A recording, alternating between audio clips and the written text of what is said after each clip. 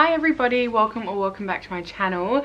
Today I'm going to be doing a TBR jar video, and it has been a hot minute since I've done one of these. I honestly can't even remember the last prompts I did. I haven't put any older ones back in here, so we're just gonna see what I get.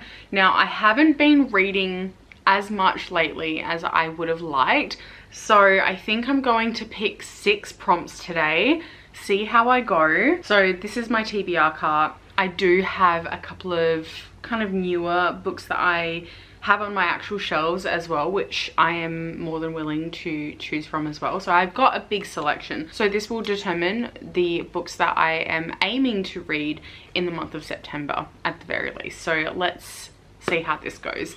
So we'll go for the first prompt. All right, so this one, oh, okay. This one is to read a book with an illustrated cover. My first instinct is to go for Saga because I'm currently rereading the Saga graphic novels, but there are so many different options. Like even this one, illustrated cover. I don't know whether it counts as illustrated. Like, how do I tell? Is there an artist? Maybe. Cover design, cover illustrations. Okay, so I guess maybe I'm looking for the illustrations part in the information section. So this is honestly also a very tempting pick as well, because I was tempted to pick this one up soon anyway. I do want to go for Saga, but I'm going to go for Brat by Gabrielle Smith. This one I think I have talked about in a video before, and I picked it up a couple of months ago. This is a horror novel, and it's very, like, it's got really big writing as well, and they're all sort of in short, I don't know if they're vignettes, but they're very short chapters at the very least. I'm just gonna read the synopsis for this one because I think that will do it justice, because that's kind of what attracted me to this book, apart from the cover as well. So it says, Gabriel's skin is falling off. His dad is dead. He owes his editor a novel. His girlfriend won't answer his calls. Tasked by his horribly well-adjusted brother with clearing out the family home for sale, Gabriel's sanity quickly begins to unravel. His parents' old manuscripts appear to change each time he reads them. A bizarre home video hints at long-buried secrets, and there's a hideous man in the garden. That's all it says for this synopsis, and honestly, that has me so intrigued anyway. And I've just like not really heard anyone talk about this or really seen it anywhere at all, and I think this could be a really cool one. I'm really excited for this, and I'm so intrigued by the cover. Like, why does he have antlers? Like, is he meant to look like a mannequin? Like, what's going on here? I don't know, but I am intrigued to find out. And I think this one will be a nice little, like, quick easy read as well to get into, and I'm very, very excited. And this one, just because we're talking about illustrated covers, this one is illustrated by Sarah Salmeen, in case you were curious. So that is our first pick. All right, so the second prompt, okay, we have a blue one this time.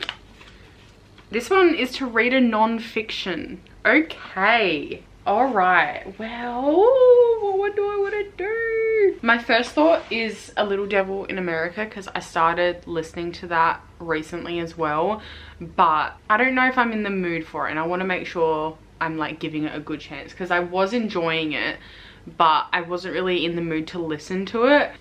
I could go, oh my god, this is really hard.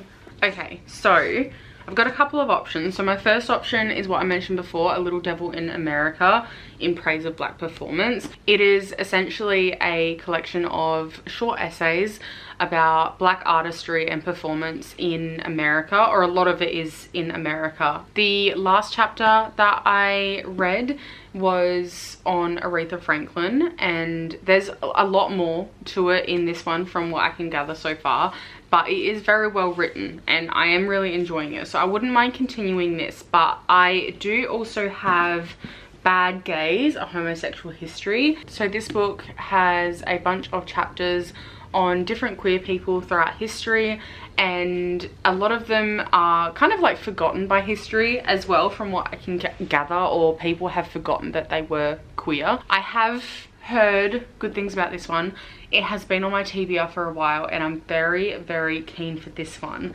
But then another option is Emotional Female by Yumiko Kuroda, and this one is a memoir, and this one is about a Asian Australian, and she ends up becoming a surgeon and goes to medical school and everything. She experiences a lot of sexism in the workplace and the hospital that she works at, and it says that she was expected to work a relentless on-call roster, sometimes 70 hours a week or more, just to prove herself, and then eventually it was too much and she just quit. And it says that it's her account of what it was like to train in the Australian public hospital system and what made her walk away.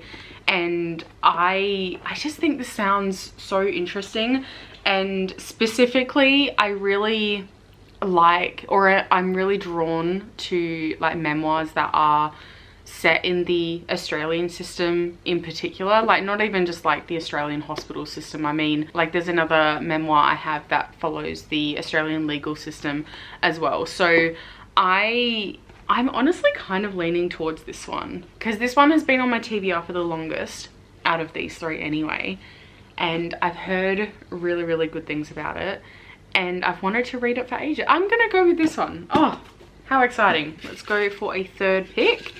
And we're doing 6 in total. Oh, I'm gonna pick that again just in case. So this one is a book rated under 3.5 stars on Goodreads.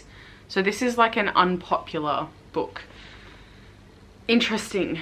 How am I gonna determine this? I do really feel like reading a romance, but do I feel like reading a lowly rated romance? It could still be good. I don't necessarily believe that the ratings will determine whether I will like a book or not. Oh, damn it. Okay.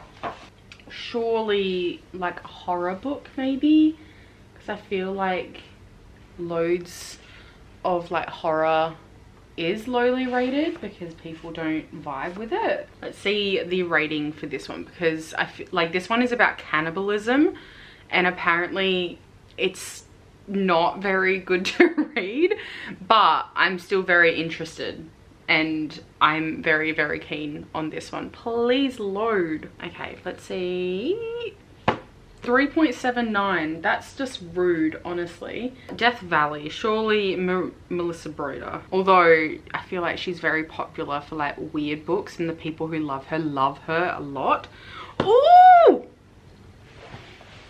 Maybe. Okay, hang on. Let me actually get this out of my TBR cart because it's too tall.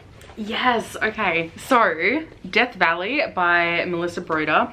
I only got this one really recently, actually, or in the past couple of months. But this one has a rating of 3.49 on Goodreads. So, it is lower than all the other ones that I've checked. Just looking through, I mean, there's a lot of 4 and 5 stars that I can see based on who I'm friends with, but then there's also a lot of 3 stars. So I don't exactly know what this is about. It follows a woman whose husband is in ICU, and then she ends up in like the desert, and there's a mystical succulent, and apart from that, I don't really know what to expect, but I've heard so many good things about this author's writing and how she uses really weird ideas and really like weird and fucked up things that happen to explore lots of different themes in her books. And I am honestly sold. Like I don't want to have high expectations for this, because like what if I do hate it? But I just have a feeling that I'm going to love her writing. Okay, oh my god, I'm so excited that I finally have an excuse to read this. I didn't need an excuse, but you know what I'm saying? Like, I'm actually so hyped about this. I'm really curious to see what I think about this author. I'm not expecting it to be like normal, like an easier read. I am expecting it to maybe even make me sick. I don't know. We'll have to We'll have to see how that goes. All right, so prompt 4 is a book with a 5-word title. Oh, actually, maybe I will go for this one. The Housemaid is Watching, because I want to read this one soon anyway, and this is the 3rd and final book in the Housemaid series. Wait, can I count? 1, 2, 3, 4. I think I counted house and maid as 2 separate words, because that is definitely 4 words. Okay, never mind. Don't worry. Oh no, I am the worst. You know what? I think I'm gonna have to go for like a fantasy romance, because I feel like the fantasy romance, like word of word. I feel like fantasy romances always have like the same like naming formula, so maybe that is gonna be my best bet. Song of the Forever Rains, can I count? 1, 2, 3, 4, 5. Yes, okay. This one is set in the Thief Kingdom, and it says, many whisper of its existence, but few have found this place where magic and pleasure abound. And the mysterious Thief King reigns supreme with the help of Mouse Eye, a trio of revered and feared sorceresses. And this one is the first in a series, and I think they're all sisters, each of the main characters, and I think each book follows a different sister. So I honestly, I've heard really good things about this author's writing as well, and I don't know too much else what to expect of this one, but it has been on my TBR for a while, and I think I'm gonna give it a go and maybe read a little bit of a fantasy romance. So we got 2 more books to pick. So this one, oh, perfect. This one is to read a mystery or a thriller. Okay, so I would be choosing this one, The Housemaid is Watching, but I'm going to actually go with another Frida McFadden novel, and that is The Surrogate Mother, because that is my book club pick for this month. So I'm going to be reading that one regardless. I'm so sorry I'm not explaining what it's about, but I don't want to read the synopsis because I kind of want to go in with no expectations or like no idea what to expect. So for this one, I'm actually going to go with my book club pick of The Surrogate Mother by Frida McFadden. But if I wasn't reading that one, I would choose The Housemaid is Watching because I still really want to read that one. But for the sake of having 5 books in my thumbnail, I'm gonna add that to the pile. Okay, so the final pick. Oh no, I've got 2 there. Oh, that one's stuck to my finger. We'll go with this one. This one is a free pick. Oh my god, that's too much pressure. I think I'm gonna go with a romance because it's been a little while since I read a silly little romance. Okay, I have decided to go with The Friend Zone by Abby Jimenez. This one I think is the first book in her other series, and I think it might be one of Abby Jimenez's first books, to be honest. And I read the like Part of Your World series and Yours Truly and Just for the Summer. They changed my entire life. I swear they are some of my favorite books ever, and I'm obsessed with Abby Jimenez's writing, and I've been meaning to read her other stuff for quite some time now. And I don't know what this is about. Do I care? No. I really, really love Abby Jimenez's writing, and the way that she writes her characters and relationships and the romances are just next level. They are so good to read. And this one, it says it's about Kristen, who's perfectly fine apparently. She has friends she'd fight to the death for and the very best dog in the world.